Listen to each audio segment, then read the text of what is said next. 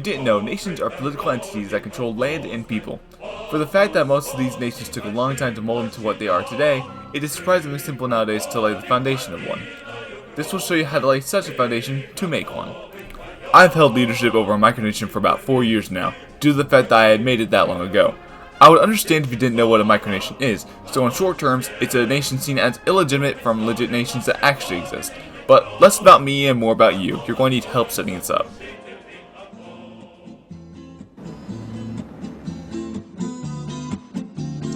Ideology is very important for a nation. It decides what the nation would run on idea-wise and how it will operate internally and externally. Certain ideologies could help or hurt the nation you plan on establishing, and could very well decide the fate of your country. It could also drive other factors such as economy and foreign policy. Let's go see those options.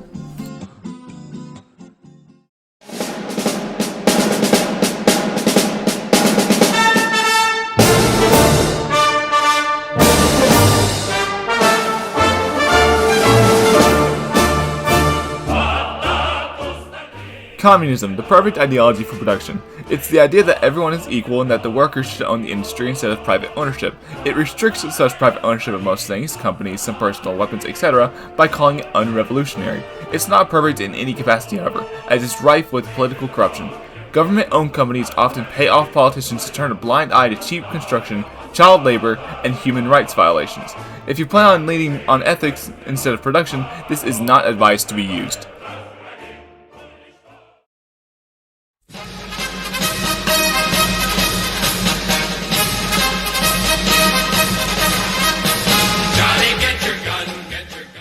Ah yes, the ideology of the Western world. Its system is rule of the people, where the people vote for issues such as leadership or policy. It's changed since its invention in ancient Greece, with forms such as parliamentary or representative democracy.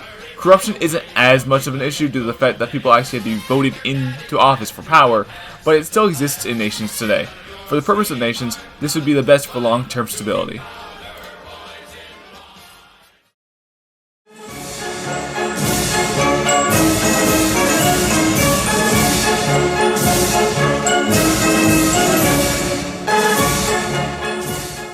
Created by Mussolini, it is a further form of nationalism that is seen as more extreme.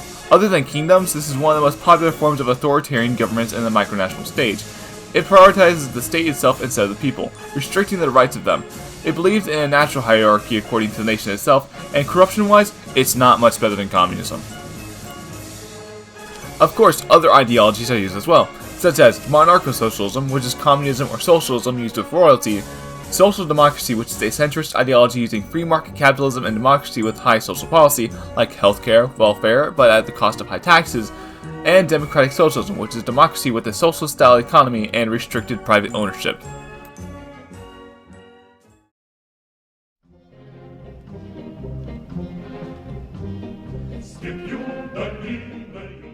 Economy is important for a nation, acting as its bloodline, but less so for a micronation. Micronations aren't under a constant need for money due to the fact that they don't have to pay anyone, but some micronations are more ambitious and want their own economy and even their own currency. Let's look at Molossia for a moment. They're a micronation with their own currency system actively tied to the USD using the price of a pound of cookie dough. It's creative, but it's also effective. Currently their rate of exchange is 2.6 to 3 Valora, and for the price of cookie dough being around $4, this would be an exchange of 1 Valora for about 1.5 USD. For currency, you would just put value on something and tie it to your currency for exchange. Economy-wise, industry could simply be owning your own business, using family allowances, and or having a job. I apologize for swearing. This could land you some legal tender to either use for your own gain or for investment into your nation, which could get you uniforms, flags, or other items you might need for it.